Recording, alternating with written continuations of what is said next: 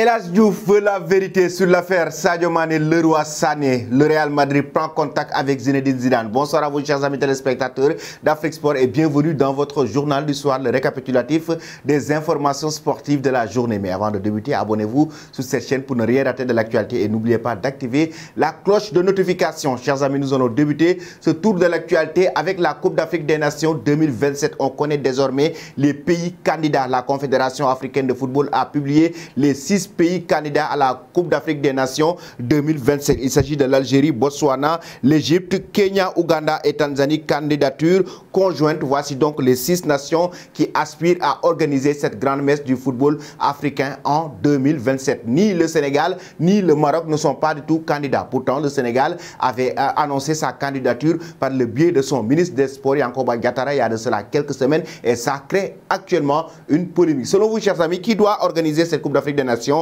entre l'Algérie, Botswana, Kenya, Égypte, Ouganda et Tanzanie? Donnez vos avis en commentaire. Après cela, nous allons directement en Angleterre avec le joueur ghanéen. Il s'agit de Tariq Lamptey qui est forfait pour le reste de la saison. C'est un vrai coup dur pour Brighton. Le joueur ghanéen s'est blessé lors de la rencontre qui opposait Brighton à West Ham. Et après ce match, le Ghanéen de 22 ans s'est blessé au genou et ne sera pas disponible pour le reste de la saison. Et l'entraîneur a communiqué: je ne connais pas la situation, mais il est difficile de l'avoir avant la saison prochaine. Nous payons les blessures Adam Alana, Jérémy Sarmiento, Tariq Lamptey, et je n'aime pas parler des joueurs blessés, a déclaré le manager Roberto De Zerbi. Je préfère penser et me concentrer sur les joueurs qui sont en mesure de jouer, a poursuivi le coach de Brighton. Donc voici Tariq Lamptey qui sera blessé pour le reste de la saison, qui sera forfait avec cette équipe de Brighton. Après cela, nous allons directement du côté de l'Arabie Saoudite, mais aussi pour parler d'un international libyen. Il s'agit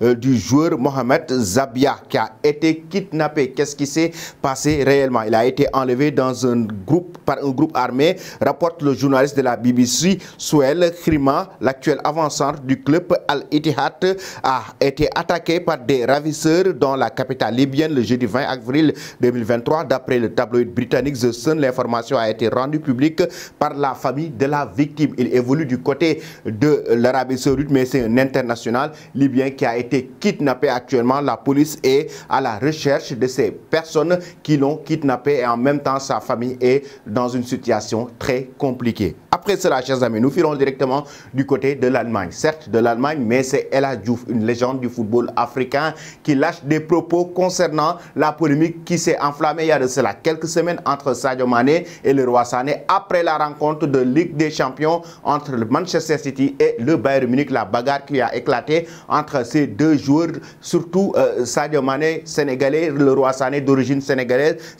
Elas Diouf, une légende sénégalaise qui fait une sortie dans un entretien accordé à la nouvelle chaîne ivoirienne pour expliquer carrément et dire qu'il veut la vérité concernant cette polémique, et en même temps il calme le jeu par rapport à ses propos pour dire carrément que Leroy Sané est d'origine sénégalaise et son père a été un international sénégalais. J'ai eu à me prendre la tête avec des adversaires, ce sont des choses qui arrivent dans un vestiaire. Sadio n'est pas quelqu'un de violent ni de méchant pour agir comme cela. Je ne sais pas encore ce qui s'est passé, on ne parle tous les jours.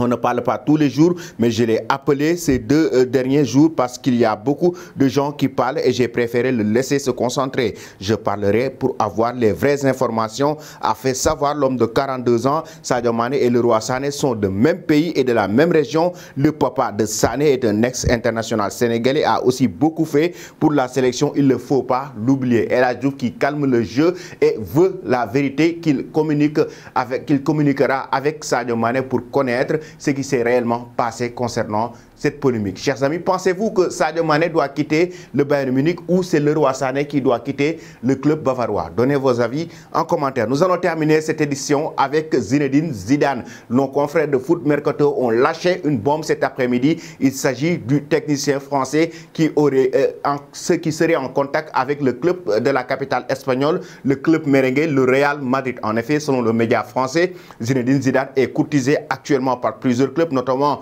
le club italien, la Juve, la vieille dame qui a été d'ailleurs éliminée en demi-finale de la Coupe d'Italie par l'Inter de Milan. Et actuellement, ils ont dans le viseur le technicien français qui a évolué du côté de la Juve en tant que joueur après avoir évolué en championnat de France. Et actuellement, Zinedine Zidane serait dans le viseur du club merengue. Pourquoi? Parce que Carlo Ancelotti, qui sera en fin de contrat en 2024, a comme viseur aussi la Seleção brésilienne. La Fédération brésilienne de football a carrément affirmé ou annoncé son amour ou son affection à l'endroit de Carlo Ancelotti pour pouvoir le décrocher. Mais pour le moment, il n'a pas encore pris une décision définitive. Là, nos confrères de Foot Mercato annoncent que Zidane pourrait rejoindre le club merengue pour remplacer Carlo Ancelotti si toutefois l'entraîneur italien rejoigne aujourd'hui le Brésil, la sélection de Neymar. Et là, pour le moment, Zinedine Zidane serait en contact avec la direction du club merengue selon nos confrères de Foot Mercato. Pensez-vous que le technicien